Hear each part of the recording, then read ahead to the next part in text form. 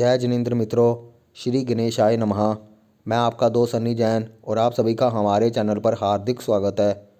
Video शुरू करने से पहले आप सभी से अनुरोध है, कृपया वीडियो को लाइक अवश्य कीजिए और चैनल को सब्सक्राइब अवश्य कीजिए ताकि नई नई वीडियो बनाने का प्रोत्साहन मिलता रहे। दोस्तों, आज का विषय शुरू करते हैं। आज का विषय है षड्बल और 0 डिग्री के ग्रहों का क्या महत्व होता है। क्या 0 डिग्री के जो ग्रह होते हैं अपना पूर्ण फल देने में सक्षम होते हैं या नहीं, या 0 डिग्री के ग्रह अपना फल नहीं दे पाते हैं। इसका षड्बल से क्या संबंध है। षड्बल और 0 डिग्री के ग्रहों का आपस में संयोजन बनाकर आपके सामने इस वीडियो के माध्यम से मैं बताने का प्रयास करूंगा, ताकि आपको षड्बल और 0 डिग्री के ग्रहों का महत्व समझ में आ सके। दोस्तों, षड्बल पर मैंने पहले भी वीडियो बनाने का प्रयास किया था। अगर आपने वो वीडियो नहीं देखा तो आपको वो वीडियो अवश्य देखना चाहिए। उस वीडियो का लिंक मैं डिस्क्रिप्शन बॉक्स में दे दूंगा। उस वीडियो को अगर आपने देख लिया तो आपके डाउट काफ़ी हद तक क्लियर हो जाएंगे। इसलिए इसका मैंने सेकंड पार्ट बनाने का यहाँ पर निर्णय किया है। तो दोस्तों, इस वीडियो को शुरू करते हैं। दोस्तों, अगर आपकी जन्म कुंडली में कोई ग्रह 0 डिग्री का है तो आपको लगता है कि ये ग्रह बिल्कुल भी फल देने में सक्षम नहीं है, बहुत ज़्यादा कमज़ोर नज़र आता है। परंतु दोस्तों, ऐसा नहीं होता। 0 डिग्री का ग्रह भी अपना पूर्ण फल देने में सक्षम है। बाल्यावस्था होने के बावजूद भी ग्रह अपना फल पूर्ण रूप से देने में सक्षम है। अगर आपकी जन्म कुंडली में कोई ग्रह 0 डिग्री का है, अगर उसको अपने मित्र ग्रह का सहयोग मिल जाता है, या उसके साथ उसका कोई मित्र ग्रह बैठ जाए, या कोई दृष्टि दे दे, तब भी उसका काम चल जाता है। इसको आप ऐसे समझिए जैसे आपके घर का कोई बच्चा है जो बचपन में बहुत ज़्यादा कमज़ोर है पढ़ाई में, लेकिन धीरे धीरे वो तरक्की करता जाता है और पढ़ाई में अच्छा हो जाता है जब वो कॉलेज के टाइम पे जाता है। या कोई बच्चा बचपन में बहुत बीमार होता है, लेकिन धीरे धीरे जवानी में वो बहुत ज़्यादा अच्छा हो जाता है और सबसे ज़्यादा अपने परिवार का नाम रोशन करने वाला निकलता है। लेकिन बचपन में उसको सभी खोटा सिक्का कहकर बुलाते हैं, लेकिन जवानी में वो घर का मुखिया बन जाता है। तो ऐसा ही 0 डिग्री ग्रहों के साथ होता है। हमें लगता है ये कमज़ोर हैं, लेकिन वास्तव में बहुत अच्छे परिणाम देते हैं। इसको मैं आज यहाँ पर आपको एक उदाहरण के माध्यम से यहाँ पर सिद्ध करके भी दिखाऊँगा।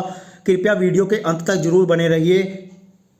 दोस्तों, जैसा कि मैंने कहा कि 0 डिग्री के ग्रह भी अपना पूर्ण फल देने में सक्षम होते हैं। अगर वो ग्रह षड्बल में अच्छी स्थिति में आ जाएं तो 0 डिग्री के ग्रह भी अच्छा फल देने में सक्षम होते हैं। इसलिए कोई भी ग्रह 0 डिग्री का है तो उसका षड्बल अवश्य चेक कीजिए और देखिए कि षड्बल में वो ग्रह कितनी रैंक हासिल किए हुए है। अगर वो षड्बल में बहुत मजबूत है तो ये मानकर चलिए कि वो ग्रह अच्छा परिणाम देगा। इसका सबसे बड़ा उदाहरण है माननीय प्रधानमंत्री श्री नरेंद्र मोदी जी की जन्म कुंडली। नरेंद्र मोदी जी की जन्म कुंडली में सूर्य 0 डिग्री का है। नरेंद्र मोदी जी की जो जन्म डिटेल है वो है 17 सितंबर 1950। उसमें सूर्य 0 डिग्री का है और बुध 0 डिग्री का है। इस 80% से ज़्यादा एस्ट्रोलॉजर इसी डिटेल को मानकर चलते हैं, लेकिन उनकी एक और डिटेल है जो ज़्यादातर ज्योतिषी मानकर चलते हैं। हम दोनों डिटेल के आधार पर यहाँ पर आपको बताएंगे। एक डिटेल है उनकी 17/9/1949 49 के अनुसार भी कुछ लोग इस डिटेल को मानते हैं कि ये डिटेल नरेंद्र मोदी जी की सही है। दोनों डिटेल के आधार पर हम देखें तो सूर्य 0 डिग्री का ही आएगा। कोई भी डिटेल ले लेते हैं, इसलिए यहाँ पर हम कंट्रोवर्सी में नहीं पड़ेंगे। इसलिए दोनों डिटेल के आधार पर देखेंगे। 1950 का जन्म हो, 1949 का जन्म हो, दोनों में ही सूर्य 0 डिग्री का होगा। और अगर सूर्य 0 डिग्री का है तो फिर सरकार से इतना बड़ा लाभ कैसे मिला, कैसे वो सरकार के मुखिया बने, कैसे वो प्रधानमंत्री बने, कैसे उनके हाथ में सत्ता आई। जो सूर्य खुद सरकार से संबंध रखता है, सत्ता का जो मेन ग्रह है, अगर वो 0 डिग्री का हो जाए तो ऐसा इंसान प्रधानमंत्री कैसे बन सकता है। ये सोचने वाली बात है दोस्तों।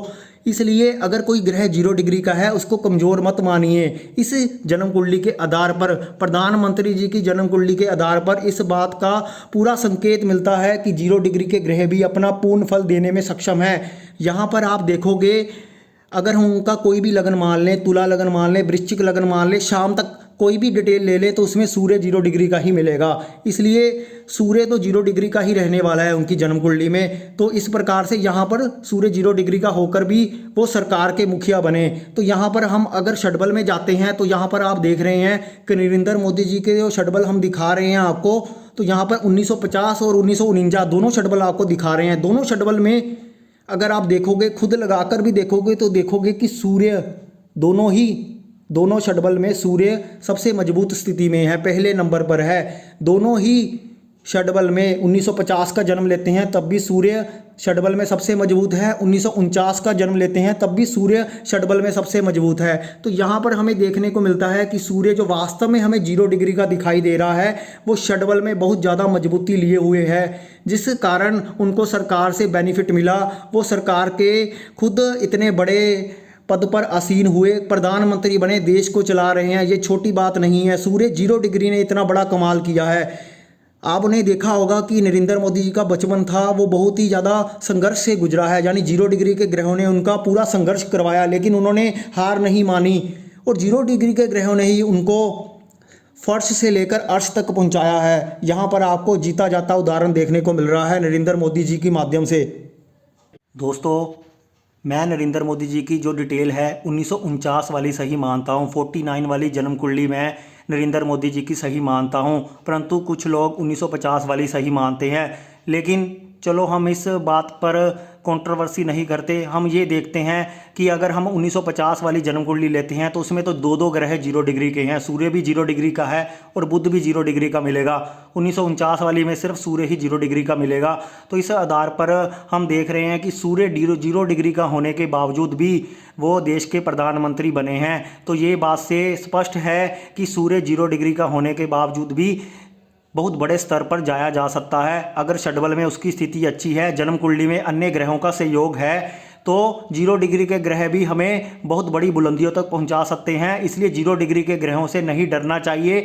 0 डिग्री के ग्रह ही हमें राजयोग देते हैं, इस बात का ध्यान रखना चाहिए, क्योंकि बचपन से संघर्ष करवाते हैं लेकिन बाद में हमें बड़ा मुकाम भी दिलवाते हैं। तो 0 डिग्री के ग्रह अगर हैं तो आपको तो खुश हो जाना चाहिए, क्योंकि 0 डिग्री के ग्रह ही आपको तरक्की की ओर लेकर जाएंगे।